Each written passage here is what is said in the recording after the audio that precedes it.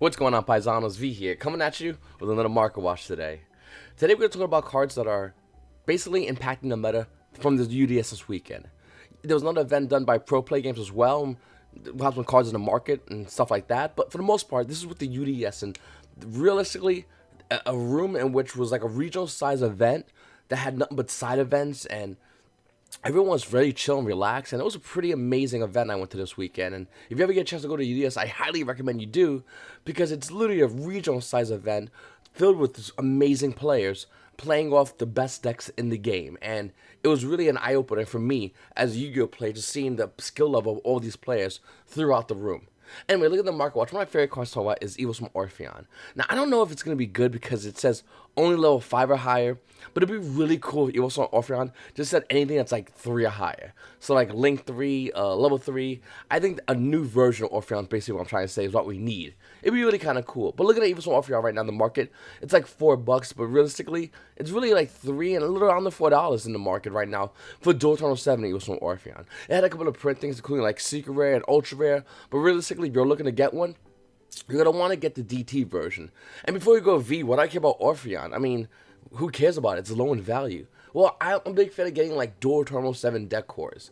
And when you get a Dual Eternal 7 deck core and you grab a whole Evil Storm deck core, which is like, what, $5? Things like this happen, in which you see cards like Evil Storm Ouroboros with a $5 market price being bought out, rising up to $25. Yeah, so like in these deck cores you get that are just dirt cheap, filled with these insanely cheap cards, you can grab cards like Evil Storm Ouroboros, which will be in most likely your deck core if you grab it, and worth a good amount of money. Moving forward, looking at Fist of the Gadgets, it looks to be a pretty money set. Fist of the Gadget having cards already pre-sale prices, like Brotherhood of Five Fist Eagle, which is roughly around $50. Eland, another Brotherhood of Five Fist card, $30. Elephant being 25s, Panda being 25s, Boot of Admiral Destroyer Dynamo being 15s, Brother of Five Fist Swan being $15. Just a bunch of cards that are like Five Fist related in a deck called Fist of the Gadget. That's worth a lot. Five Fist has a lot of hype behind them. We already seen a couple of videos online with a bunch of combos, and they're looking pretty good. But to see them have such a high value, even on pre-sale price, for all these cards, is pretty crazy, to be honest with you. So I don't know if they're gonna be good. I don't know if they're not gonna be good. We do know one thing. Just look at the the UDS this weekend. Is a lot of these decks are just all over the place that are combo related. Some control decks. We saw Altergeist top recently as well, but realistically, a majority of decks in the meta right now are combo centric, and the reason why is because they're the best deck to put multiple negates on board, spam through the field, and I think the best deck right now, if you want to look at it and you're looking to play any kind of meta deck right now, is a deck that can break a combo board, a deck that can go through multiple negates and still come through it on top. So that's what I think about as far as like the best combo decks in the game. And to be honest with you, there's decks that aren't combo decks, like Sky Strikers is really good at breaking through the combo decks, but his recovery play is, it's pretty subpar when it comes down to it, unless you have like an engage you've been holding somehow in hand. But anyway, moving forward, Black Soldier Chaos is another card that we're seeing a lot of combo decks use. Having a $34 market price, the value of this card actually, besides this one listing for $34, goes already up to $37. Black Soldier Chaos is definitely a card that a lot of players decided utilizing in their deck, and it's definitely like a tech choice, but still a really good card that we are seeing starting to move on the market. Another card is Pot of Desires. Now, looking at OTS 1 Pack 11, I think it's fair to say Old Super Rare is like $3. Ulti Kinda is about $31 and dropping from $37. Dingirsu, $46 market price, actually stabilizing around $48 because of the recent win over at Pro Play Games and multiple tops over here at the UDS. So we're starting to see a lot of Yu-Gi-Oh players actually come back to Orcus and just modify and change things. One of my favorite builds of Orcus is Shadow Orcus. It's like Shadows, Tricksters, and Orcus. And realistically speaking, if you go first turn and you're playing Orcus and you can bring out El Shadow Winda, well, you're in a pretty good position because against combo, they don't really have an answer for you. And I think that's something that's huge. Now, obviously, you could go into an instant fusion, go into Dingirsu protect the Winda.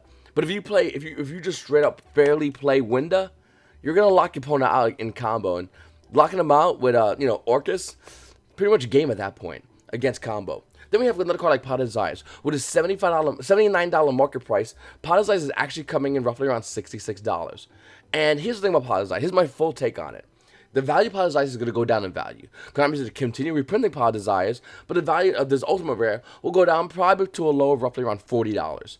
Then after a while, people are going to forget about OTS Tournament Pack 11, or possibly Power Desires might see any kind of meta play.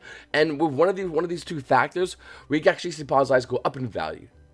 In fact, we've seen this before. This actually happened not long ago with another card, Power Duality. Power Duality regular version, the Ultimate Rare version went to as low as $40. Started seeing meta play, started spiking roughly by tens at one point, going from $40 to $50 and stabilizing, 50 to 60, 60 to 70, and then now we're seeing Power Duality hit even higher.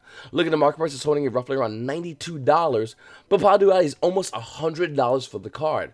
You got one over here for 95, another one for 97, and after that, Power Desires is officially a $100 Ultimate Rare card. So looking at Power Desires, to me, it's an insta hold. I say definitely hold this card. And besides holding Power Duality Ash Pack 5, looking at Power Duality Secret Rare, it's something that's also eye-opening. Well, with a $24 market price, we're seeing unlimited versions be about 23s, as low as 22s even. And for a first edition version, we're going to be looking at it for first edition Power Duality, we're looking at that bad boy roughly around $37. Now, once again, let's go back over here and let's grab Power Desires. We're going to grab Power Desires. We're going to look at the Secret Rare only, which has a market price of $36 for the Secret Power Desires. And for a Let You Play First Edition version, it's $14. Don't sleep on this card. This is a crazy good card, and I really do think that we're going to see Power Desires hit the values of Power Duality. I don't think it's going to happen in the immediate near future, and if it does, it's kind of artificial, or once again, it might see meta play. Realistically speaking, I think this will happen in a while from now, but nevertheless, Power Desires is going to go up in value, the Secret Rare, as well as the Ultimate Rare. So whichever one you have, hold it, because it's going to go higher in value. Another card which is pretty much a blockbuster card though this weekend is Carbonetin. This card has a $7 market price, and looking at Let You Play Unlimited, it's almost near $8. First edition, same thing, almost about $8 for Carbonetin. And this card is the one that Dragon Link plays when you play the Dinosaur Monster over Raptor and you send Carbonetin, and then it just helps you start your combo. You just need one of these too, which kind of makes it cool, so you don't need three at like $7 to $8. You just grab one of these, and for the most part, you have almost, you're on the way to making Dragon Link, which is arguably the best deck of the meta right now. Then we have Flame Out Guard, which kind of looked like it went down in value a little bit. With a $6 market price, we're seeing the card be roughly around $6 to $7 for dual terminal Flame Out Guard. Now, once again, if you don't want this version that's really high, the cheaper alternative is one for roughly around $1 from Hidden Arsenal. You got commons all over the place as well, but if you want a nicer Flame Out Guards, and you only run one of these, it's going to run you about $6, almost near $7, which isn't that bad of a price point if you're trying to max rate out your Dragon Link deck. Then we have Tempest, Dragon Ruler of Storms. With a $6 market price, this card's actually hitting almost $7 because almost every deck, every combo deck that was Dragon related ran Tempest. You ran Tempest because mid combo you could bring Tempest out. You ran Tempest because when you pop your Heraldic Link, you could then bring Tempest out. And you ran Tempest in case you got blown out with cards like Spear Mode. You could still put threats on the board with Tempest, Dragon Ruler of Storms. It's all around good card. And I definitely think for everyone that's looking to play any kind of Dragon combo or Dragon Link deck, you're going to want to have this card, at least in one of your deck, because it's limited. Anyway, Soul Eating Over Raptor coming out in Structure Deck Dino Master's Fury. A Structure Deck, $10 Structure Deck, Soul Eating Over Raptor is holding almost a $10 market price. And then we look over here, it's actually almost a $14 for Soul Eating Over Raptor. One thing that's really interesting about the meta this weekend is we saw a variance of combo decks, whether it be Dragon Link that ran like the Danger Engine through 11 years, a lot more expensive, or more of the OCG Dragon Link, which ran like 3 Soul Eating Over Raptors and the other cards I mentioned before, like Carbonetin and stuff like that, and maybe 1 or 2 Saryuja, which is a little less expensive, but it still gets you the same result. And I think that's really interesting to see all these variants of combo decks, and there's no right answer. They're all amazing decks, and all try to do the amazing amount of negates on board as fast as possible. So seeing Soul Eating Over Raptor be the money card in the cheaper version of Dragon Links is no shocker, to be honest with you. It came on a structure deck, and it was a really good structure deck, by the way. In case you guys forgot, this was a structure deck that when it dropped had Twin Twisters, which was the first actual reprint of Twin Twisters besides the Megaton Super Rares, which at the time was like $7. Seeing the common right now, it's still roughly around $3 for common Twin Twisters in here. And then other cards that just were really good, like Unexpected Die that saw some play this past weekend. Other just great cards. We also have Fossil Deck from OTS Tournament Pack 7, which has a $7 market price, and we're seeing it almost around $6 to almost, after that one's gone, those 4, it's about $7 again for Fossil Deck OTS UDS Strong Pack 7. And that's for the super rare version. Now, once again, I personally like the Hobby League ones with different rarities, because those, in my opinion, are way harder to get. But super rare fossil digs look nice as well, in case you want the different rarities. Of course, fossil digs are common, and you can easily go in your quarter box and grab a play set, and that'll help you out with as far as the card's price point. Moving forward, we have Gizmo Orochi, the Subroutine Sky Slasher. This card was $17 and is now $21. I don't know what to say other than sell this card as fast as possible. This card value is declining fast. As more Yu-Gi-Oh players realize this is a money and value card, more Yu-Gi-Oh players are listeners on the market. There's not a lot of Yu-Gi-Oh players out there going, Gizmo Orochi? Yeah, I'm going to buy that deck. I mean, I'm not saying the deck's terrible. I'm not. But I am saying not a lot of Yu-Gi-Oh players are hopping on this kind of banish.deck. The new version of, like, banish and do a lot of damage to you. It's decent, but it's not amazing. I think a lot of you players are coming to terms with that. And since they are, the value is starting to drop. This card's going to go back down in value. Don't mark my words. So sell it now. Find someone who wants to buy it and get rid of it. You get rid of it for $15. Consider yourself lucky. I'd be shocked that anyone actually buys this for $21. Then we have Appaloosa Boulder Goddess. Now, while playing at the UDS this weekend, one duelist made a great observation. With the new card Nibiru coming out soon, it's gonna be activating the hand. So if you're playing combo, you obviously want to always keep an eye for Nibiru. Well, one guy told me, he goes, well, what we'll do is we'll just go into Appaloosa. That'll be it right there. Appaloosa can even be the 5th summon, so when they activate Nibiru, you go Appaloosa negate and then continue your combo. And if that was to happen, if that's the actual future for combo decks, to run into Appaloosa Boulder Goddess, well then, that changes a lot. Appaloosa Boulder Goddess' current price point is $52 and stabilizing at $52. But if this becomes the card to fight Nibiru, to stop Nibiru, what price point do you think it's going to go at? I said it last week, I'll say it again. I can easily see this card hitting about $80, being the fact that you are looking to play combo, you are going to want to need to get one of these. That's probably the right sentence, right? Anyway, you're going to want to get this card as fast as possible, because the value is going to increase. Mark my words, this is an insanely good card. It's one of the very few link cards that we have that can easily stop monster effects activating in hand, aka hand traps, and it's just a really good card in general. Now, obviously, there's other ways to go around it. You can go into, like, Agripane and try to bring out Crystal Wing Synchron Dragon, but that has to be your 5th summon in order to stop Nibiru. Whereas, as I was explained to me, Appaloosa being the 5th summon is easy peasy in Dragon Links or Dragon Variants or any combo deck to stop that card. That is a blowout card. A lot of Yu-Gi-Oh players are really worried about Nibiru, and they should be. Any kind of card that just cleans your field out, better than Spear Mode, and, you know, makes you reset your whole game state, which is pretty insane. And to see this card coming out in the Megaton at the end of the month, right before regional season starting, well, that's a big game changer. Combo, let me know what you think. Are you getting ready to grab your Nibirus, or are you looking to play any kind of combo deck like that's going to be utilizing Appaloosa Boulder Goddess? Comment down below, let me know. What deck are you playing starting up this new regional season at the end of the month? Moving forward, guys, Savage Strike, in general, just an expensive set. Looking at a box of Savage Strike, it's about $97. But looking at sealed box of Savage Strike, you got one over here for about $125. And then quickly goes up to $130 for a box of Savage Strike. A box in which, when it came out, most values were about 75s. Special editions aren't faring as well. They're about $135, higher than a $94 market price. And yeah, of course they are. Look at that Fantastical Dragon Phantasme, which held an $80 price point, is now at $83 and rising. I said it before, I'll say it again. Please make sure to grab your Fantastical Dragon Phantasme. If you're looking to play any kind of combo deck, throw this in the combo deck. Worst comes to worst, you can Saru just special summon it. Anyway, the reason why you hold it in hand, because if you are going second and you're playing against Dragon Link, what better not to have than Fantastical Dragon Phantasme in your hand to drop against the mirror match to give you the advantage as your opponent's link spamming. So this card is actually huge if you are looking to play any kind of combo variant deck against a combo variant deck. This is the best way to prepare for it, because they're going to put 3 or 4 negates and you're going to draw so many cards or cycle so many cards with Phantasme, you're going to be able to gain that advantage. Another card is Pot of Extravagance, which is slowly going back up in the market. It has a $70 market price. We're seeing at $71. This card's rising again, because why not? It's a phenomenal card. If you're not playing combo decks, whatever deck you're playing, more than likely it's going to be utilizing Pot of Extravagance. Especially decks like Altergeist or Guru Control, or you other 4 players out there playing Mystic Mindburn. Pot of Extravagance is a desperately needed card in these decks. And as a secret rare, it's hard to pull in Savage Strike, which you're already seeing the sealed prices of these boxes going for. it's no wonder to see this card at $71. In fact, that's kind of low to my opinion. I think both Pot of Extravagance and Fantastical Dragon Phantasme are going to increase in price because nobody's going to be able to buy $135 boxes of Savage Strike or special editions. You can't find them anywhere. Distributors and whatever stores have them, well, they're probably gone. Any local box stores like Walmart, Target have them, they're probably gone as well. So, yeah, kind of going to want to get on top of this as fast as possible. Then we have Borderlord Savage Dragon, another card that has a $30 market price, but we're seeing it about $38. And of course, sure, it's a needed card for any kind of Dragon variant combo. It's a must-have card. This card went as low as $16, and is now beyond that.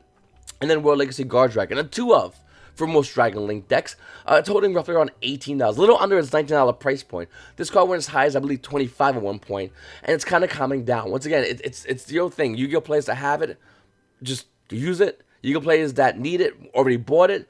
Everyone else is waiting, just waiting for the card value to go down, so they go in and grab it.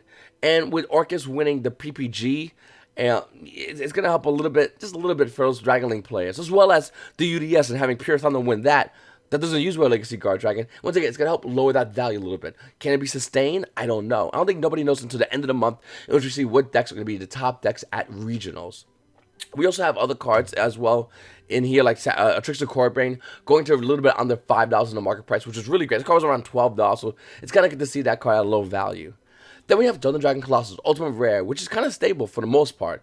$30 in value, and for the Ultimate Rare, you're seeing almost near $34 for OT Thunder Dragon Colossus, which is a huge value, even though this deck was a top-tier deck, both at the PPG event and at the UDS event.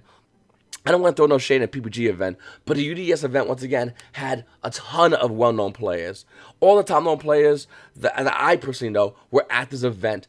And Thunder Dragons was one of the decks in the top cut that had the huge showing, huge dominance in top cut. Because I don't think a lot of Yu-Gi-Oh! Players realize how good this deck still is. In fact, not only is how good this deck still is right now, I still think even when Nibiru comes out, this deck will just get even better because it does not need to spam as much, to do as much, to deal with Nibiru and other cards in the upcoming meta. Moving forward to just Gold Dread, a card that's a must-have card. Extreme Force versions of the cards are roughly around $26,000 in the market price. We're seeing actually around $28 for the original print Savage Gold Dread. If you want a first edition version, it's going to run you about $30. Once again, that's higher than its $26 market price. This card was stabilizing roughly around $25, but, you know, being the fact that it's a must-have card, you're going to want to need it if you're playing combos. Now, the reprint does come out roughly around October, I believe. So you can get an Ultra Rare reprint around that time, but if you got regionals like I do, well, you're going to have to shell out the $30 and get this card as soon as possible. Then you have the 2018 Megatons version of this card, which is $25 in the market price, but it's not that. It's actually about $30 for the Megaton version of Savage Skull Dread. Moving forward, let's look at Dark Neostorm, a set that just recently came out. Has no reprints on the market yet. Has it on a limited edition version, but doesn't seem to be affecting cards like Silent Mining, which is holding a $37 market price and is actually going up to $38. As you can play, look at Salamandra Gray and go, you know what? I just need this one card and it's going to get me back in the game with Salads. I'm in. Obviously, this weekend proved that Salamandra Gray is still a deck to be feared. It's still a dominant deck, and those players that know the deck, they've most likely been playing it for a long while and don't really care about losing certain cards because they have Silent Mining, which is their own version of Rhoda. Their own Rhoda went to 1. Silent Mining is Rhoda at 3. So you just play Silent Mining if you're looking to play Salamandra Greats. A little bit expensive, but still a great card. Then we have No Material, a card which was slowly falling out of favor. Mark price is sitting almost near $20 for No Material. Mark price has this card currently at $22. And Lightly played first edition versions of the cards almost near $24 for No Material. We're starting to see a lot of Yu-Gi-Oh! Players put this in a side deck. Once again, it's not hitting no main deck value, but for side deck alone, this card's starting to go up a little bit in value. And I think it'll probably stabilize roughly around $26, $27 roughly for this card, because a lot of Yu-Gi-Oh! Players will buy special edition versions, they'll pull No Material and just keep it, or those who don't want it will probably sell it, but so keep an eye out for this card, because this is a great card for the meta currently right now. With Nibiru, I don't know if it's going to be, but currently right now, it's a really good card. Then we have Dingyusu, the Orchestra of the Evening Star, with a $19 market price, which is actually stabilizing, if not almost near going to $20 in the price point for the Ultra Rare. We're not talking about the Ultimate Rare, which is kind of weird if you think about it. Ultimate Rare Dingyusu, which is kind of money right now still, but not, I don't know, it's $20 for the original print. And for the Ulti, it's $48. So almost near double the price for Ulti Dingyusu, which is I would, if I was to play Orcus, I would just buy the ultis. I'll be honest with you. I'd pay double the price, but I get the best version of the Yusu. Then again, it's kind of expensive, so let me know what you guys think. If you guys are willing to go all out for Orcus, or what have you. But nevertheless, Orcus is still a great deck, and like a lot of Yu-Gi-Oh players are definitely looking to play. Dingusu to Orcus being $20 is almost not a shocker to myself. I was kind of hoping for Orcus to prove themselves this weekend, and let's be honest, they definitely did. Looking at Omni Dragon Brotar, it's starting to go back down, $17 market price, barely holding on to $16 on the price point, because why not? Omni Dragon Brotar is still a great card. Some Dragon Link, majority of Dragon Link still use this card, but they use it at 1. And if you use it at 1, and people are still pulling Dark Neostorm unlimited editions, well, Omni Dragon Brotar's price point is going to start going down a lot more. If the World Challenge Just a card obviously was the blowout card of the weekend. Every Yu-Gi-Oh player playing Dragon Link wanted to go on this card as fast as possible. With a $15 market price, this card's actually hitting near $17. Last week the card stabilized around 12, and it's everyone's just that was debating on Dragon Link has been confirmed that they need to get this one card for Dragon Link if they're looking to play Dragon Link. It's a must-have one-of card. And once again, I do think 17, almost $18 is a lot of money for this card. I do think this card's going to be going down in value as well, so you can play this once again, crack more Dark Neostorm, limited editions, and pull IBs. If you have one, you don't need a second one, so they'll probably sell it, and once again, that would drop the value of this card. Up next, other cards like Ghost of the Spooky Dogwood going lower in value because of the reprint, and it's not seeing much play. Mech Crusader Aromax stabilizing in price points. Some Yu-Gi-Oh players are playing this, but most realistically are not. Up next, guys, wait, that's Fire Fist. Oh, Prohibition. Prohibition recently had a buyout throughout the weekend. Now, Secret version of Prohibition are roughly around $10. The Super version of Prohibition has a $19 market price, but we're actually seeing it hit about unlimited, about $22 for this card. Now, I think Prohibition is a great card, but I don't think it's a good card to stop Nibiru. I think that's the reason why a lot of Yu-Gi-Oh players are grabbing this card. They go, well, I'll play Prohibition, I'll say Nibiru, and we'll be good to go.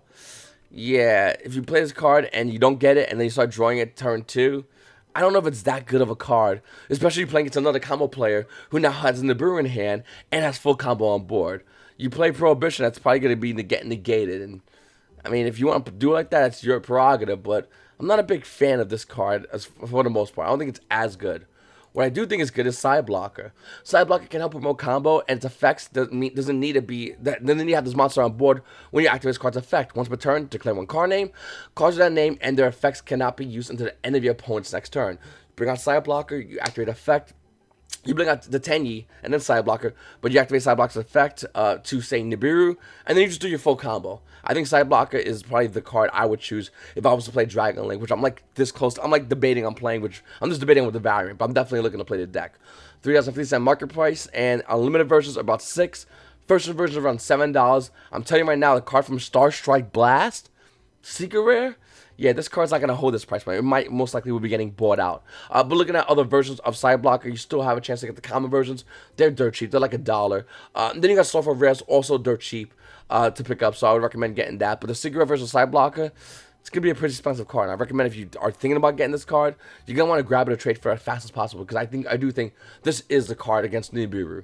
You got other cards like Fog King. You contribute one monster or no monsters to normal summon this card. The attack of this card becomes a combined visual attack of the attributed monsters. Not a play contribute cards. The reason I don't like Fog King, even though it did have a buyout from $12 in the market price to about $22, the reason I'm not a big fan of Fog King, well, is because you have to give it a normal summon, and it has to stay on board while you're doing your full combo. And if anyone played Dragon Link or any kind of Dragon combo deck, it's kind of hard to keep one card on board while you're doing your full combo. Even as you're bringing out like huge blockbuster cards like Borlo Dragon and other cards like that, just, negation control, and control cards, having an extra one on board, it's kind of hard to do. So I'm not a big fan of Fog King, to be honest with you. It's just, I don't know. And if you normal summon, it's going to have 0 attack. So it just says, hey, let's kill this card and then just, do your stuff. I don't know. I'm not a big fan of this card. Sky Scourge Norealis is also going up higher in value. Of course it is. Why would it not be? It's in some kind of like weird FTK deck. That's not really FTK, but for real though, it's like it takes your hand away, so it should be FTK. Look at Sky Scourge Norealis Ultimate Rare. It having a $17 market price. It's about bought out. Unlimited version is about $40. If you have a first version of Sky Scourge Norealis Ultimate Rare, it's $80. Keep that into consideration. Then we have Drone Lockbird, OTS 1 Pack 8 with a $50 market price. The card value is actually about $48 to $49. A little under $50 for OT Drone Lockbird. Well, I think this card's really good, actually. I think it's good against any kind of decks, like, I don't know, that add cards from deck to their hand? You let me know. But looking at Draw Unlock Board, it's not currently seeing as much play as I think it's going to be moving forward in the future. And if it does see play, what happens to it? Well, we already know what happens to it. Looking at Ghost Ogre and Snow Rabbit, it's a mirror of what happens when a card sees any kind of Metal Redmond's play. Throughout this weekend, a lot of deck profiles that I have seen have had Ghost Ogre and Snow Rabbit, whether it's in the main or in the side, majority of the time at 3 either way. Looking at Ghost Ogre and Snow Rabbit's value, it's about $74 on the market, and we're seeing actually around $74 for Ulti Ghost Ogre and Snow Rabbit. I'm really interested to see this card's value next week or two, as I think it's going to go up even higher in value, as you players realize this is an amazing card needed for the meta. Then we have the World Championship Pack 2018s. Now, I'm a big fan of those. As you can see over here behind me, I'm a collector. I have 2018, I have the 2019 envelopes. I really do like these a lot. I think it's really cool that KONAMI's brought this back after, I believe it was 2012 was the last time I think they had it. Anyway, look at the 2018 packs. They're about $508. And then we look over here, you see $564. Well, I want you to look over here and pause on this for 2 seconds, because looking at the World Championship 2019 pack, the value of this pack is about 200 and let's just say $250 for brevity.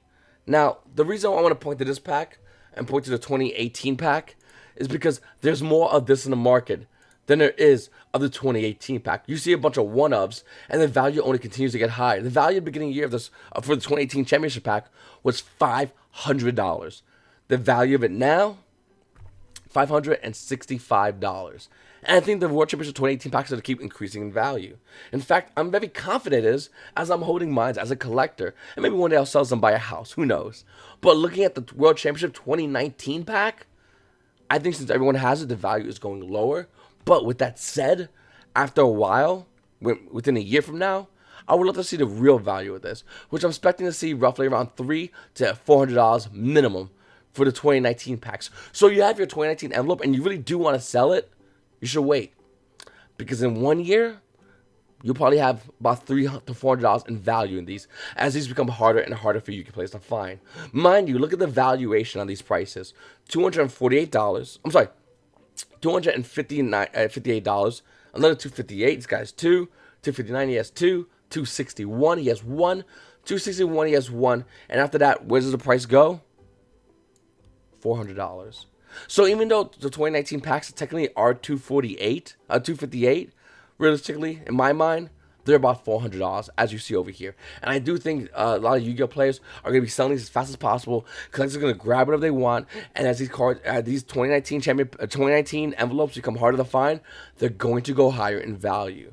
If you're looking to buy singles, by the way, singles like Monster Reborn, it's $150. If you're looking to buy the Norito token, they're about $9. And if you're looking to buy the Red Ice token, Red Ice promo version, it's about $200. So let me ask you this question. Red Ice is $200. Monster Reborn is $150. We could argue the lowest value these envelopes should be going for, the lowest, should be $350. Once again, this is Yu-Gi-Oh players just trying to get some quick cash. They want to get it for $250. After TC player fees, maybe they'll get like $50. Whatever. They're not gonna get as much as obviously to $250, but nevertheless, they're gonna get less money now. They're going for that quick cash, and to go on a quick cash or something like this, which is definitely a collector's item, you're just losing money yourself. You're making a couple bucks today to lose a lot of money in the future. So that's the way I look at it. That's what I think about these 2018 and 2019 packs. The more we go away from them, the farther we go away from these values of these packs, the higher the value is going to increase of these packs. So I'm serious. If you have these, hold these. If you can trade these, trade them. If you want to buy these at your locals from another player, don't be disrespectful. Go outside, down the block and around the corner, and buy them. But do it quickly and get as many as possible, because they will be going higher in value, hands down. Collectors are going to want this in the future. And as the game grows more, as you see more collectors, more Yu-Gi-Oh players that are collectors are going to be spending more and more money to get these highly sought after envelopes, which is just hard to get. When you're a collector in 2025, you're going to be wanting a 2018 envelope. And obviously, Konami's not going to remake another one of these, so you're going to pay whatever it is the new price point is. And I guarantee you, it's not going to be $570. No. It's going to be way more than that. Anyway, Paisanos, it's your boy V. Please make sure to subscribe if you haven't subscribed already. Hit the like button, comment down below. And you Paisanos, have a good day.